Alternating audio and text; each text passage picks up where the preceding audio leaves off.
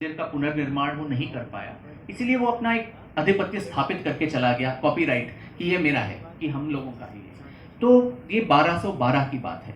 उसके बाद आती है रज़िया सुल्तान, जिसको हमारे बॉलीवुड ने इतना उसको रोमांटिसाइज करके, हम रज़िया सुल्तान का नाम सुनते ही हेमा मालिनी और धर्मेंद्र ये सब हमारे चेहरों में दिमाग में आ जाते हैं। पर वो 4 साल ही राज किए उन्होंने, और बहुत ही डिफिकल्ट पीरियड था उनका 4 साल का। पर उन्हीं 4 सालों के अंदर उनको इतना समय मिल गया कि वो आके यहाँ जो रज़िया मस्जिद अभी भी है, जो बहुत सारे आस्तिक लोग ये भी मानते हैं कि वो आदि विश्वेश्वर का मूल स्थान वो है, और उसके बिल्कुल बगल में आदि विश्वेश्वर का मंदिर भी है, जो राजस्थान सरकार द्वारा अभी भी चलाई जाती है।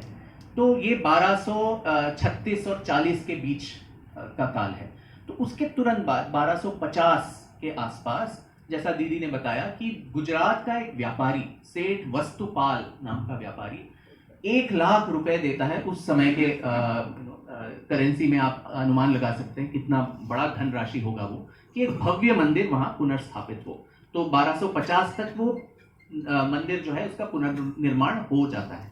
और 1260 ईस्वी के आसपास, मैं जिस राज्य से आता हूँ कर्नाटक, वहां के एक राजा वीर नरसिम्हा तृतीय, जो होयसला वंश के राजा थे, वो एक पूरा एक गांव दान में दे देते हैं। गांव का नाम है हेब्बाड़े, और उनका शिलालेख भी ये मिलता है कि इस गांव से जो जो अनुदान आएगा, वो पूरा जो धनराशि है वो सारे जो तीर्थयात्री हैं उनके लिए समर्पित मैं करता हूं, ताकि वो जजिया कर जो है, जो हम अपने देवालयों को जाके पूजा करने के लिए हमें दिल्ली सल्तनत को टैक्स देना पड़ता था।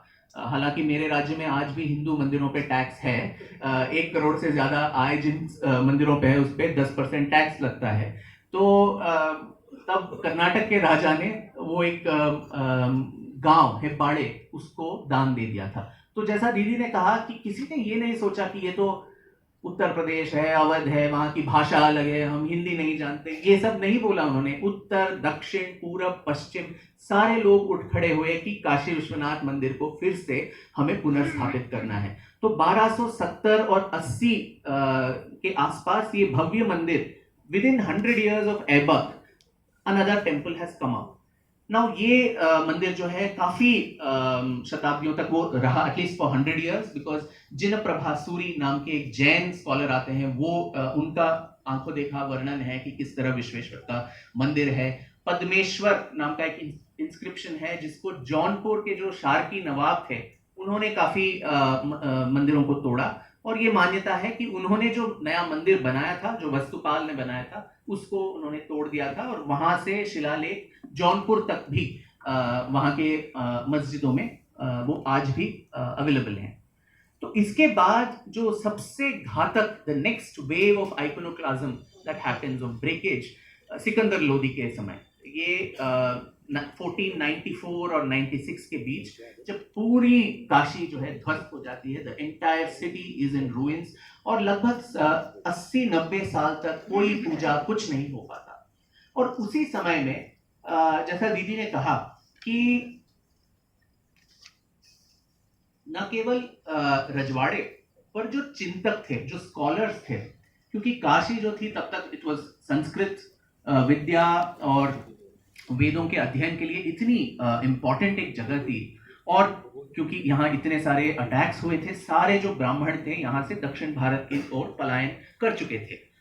ऐसे विषम परिस्थिति में महाराष्ट्र और कर्नाटक के 4 जो ब्राह्मण कुल हैं, जिनको दक्षिणी पंडित कहते थे, मौनी, शेषा, भट्ट और धर्माधिकारी, ये अपना जो महाराष्ट्र और कर्नाटक के गांव छोड़ के काशी में आके दे एस्टैब्लिश देमसेल्व्स। आप सोच सकते हैं कितने विषम परिस्थिति में, एक बहुत ही हॉस्टाइल गवर्नमेंट है, उसके रहने के बावजूद वो यहाँ आके यहाँ काशी के बारे में कॉन्शियसनेस एंड दैट स्कॉलरशिप, उसको रिवाइव करने का काम करते हैं। और इसी दौरान स्कंद पुराण का जो परिशिष्ट मैंने बताया, जो काशी खंड था या काशी रहस्य, it was almost like archive, एक आर्काइव बना के दिखा रहे हैं कि पता नहीं कब the next axe will fall and the next temple will fall। तो उससे पहले एटलीस्ट अपने किताबों में इसको दर्ज कर दें। जो हम बोलते रहते हैं कि हम हिंदुओं में और भारतीयों में इतिहास प्रज्ञ नहीं है हम, और इतिहास के बारे में कॉन्शियसनेस नहीं है, तो 12वीं 13वीं शताब्दी के जो पंडित थे वो आके अपने किताबों में इसका आर्काइवल डॉक्यूमेंटेशन उन्होंने कर दिया था।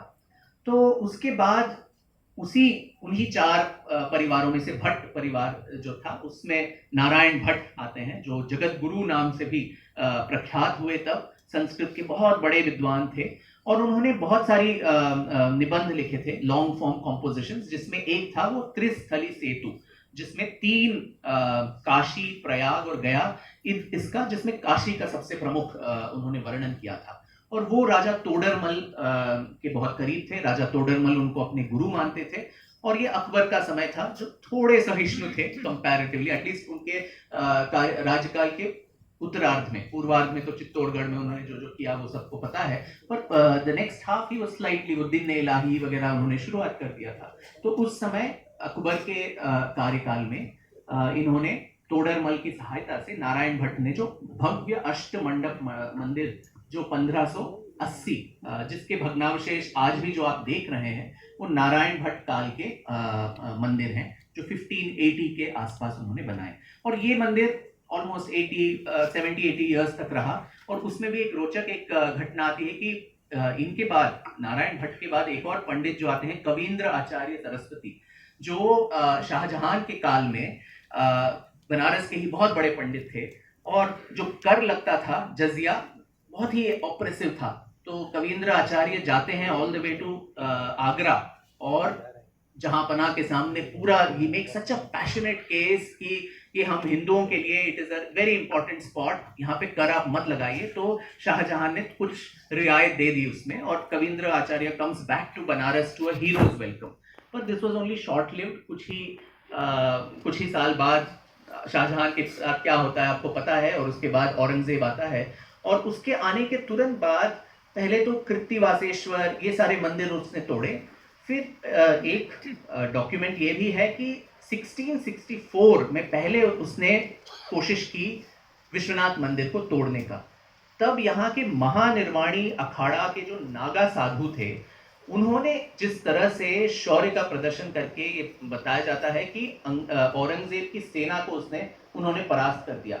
और 5 साल बाद 1669 में अप्रैल में उसका फरमान निकलता है, जो मासरे आलमगीरी में स्पष्ट रूप से दर्ज है कि all these evil places where the brahmins are having their gurukuls and all these, Multan, Thatta, Banaras, इस सबको तोड़ दिया जाए। और अप्रैल का फरमान है, और सितंबर 1669 में बनारस से फिर से आता है रिटर्न लेटर कि आप बादशाही फरमान के अनुसार हमने सारे मंदिर यहाँ तोड़ दिए, जिसमें विश्वनाथ का मंदिर भी शामिल है। तो very clearly it is written कब ये मंदिर 1669 में तोड़ा गया। और उस समय छत्रपति शिवाजी महाराज जीवित थे, और ये कहा जाता है कि उनको और उनकी माँ वीर माता जीजाबाई को इतना गुस्सा आया था कि उन्होंने शिवाजी को कहा था कि अगर if you are man enough, आपके जीवन का ध्येय यही होना चाहिए कि काशी विश्वनाथ को लिबरेट किया जाए। और इसलिए तब से लेके पूरे मराठा साम्राज्य का जो एकमात्र उद्देश्य था वो था कि काशी विश्वनाथ को लिबरेट किया जाए। पेशवा काल के काफी दस्तावेज जो पेशवा दफ्तर में मिलते हैं, मैंने उनको भी उद्धृत किए हैं इसमें। बाजीराव प्रथम हो या नाना साहेब पेशवा हो या माधवराव पेशवा, वो मात्र 26-27 साल में उनकी मृत्यु हो गई थी। और वो भी ऐसे विषम परिस्थिति में वो आए थे, तृतीय पानीपत लड़ाई के बाद, जब मराठा साम्राज्य ऑलमोस्ट पतन के कगार पे था। उसके बावजूद अपने 27 ईयर ओल्ड मैन, आप सोचिए, वो मर जाते हैं आउट ऑफ ट्यूबरकुलोसिस, पर अपना जो विल है उसमें 3 खंड जो है वो काशी के बारे में है। और उसमें सबसे प्रथम जो बिंदु है वो ये है कि मेरे सारे जो सक्सेसर्स हैं, मैं उनको आदेश देता हूं कि उनके जीवन का एकमात्र उद्देश्य ये होना चाहिए कि काशी विश्वनाथ मंदिर को लिबरेट किया जाए। और ये बात उनके बाद भी अगर आप देखें कि नाना फडणवीस, जब बारभाई प्लॉट होता है और नए पेशवा आते हैं और नाना फडणवीस आते हैं, तृतीय मैसूर युद्ध में जब टीपू सुल्तान के खिलाफ मराठा आर्मी खड़ी होती है, तो नेगोशिएशन में भी कॉर्नवालिस के साथ वो वही बोल रहे हैं कि हम आपकी सहायता टीपू के खिलाफ तब करेंगे जब आप हमें काशी, प्रयाग, मथुरा, अयोध्या, गया ये सारी चीजें हमें लौटा दीजिए। तो बहुत सारे लोग ये भी पूछते हैं कि मराठे अगर इतने पावरफुल हो गए थे मुगल पतन के बाद, तो उन्होंने क्यों कोशिश नहीं की इन सारी चीजों को, खासकर काशी को वापस लेने का। उन्होंने सतत प्रयास वो करते ही रहे।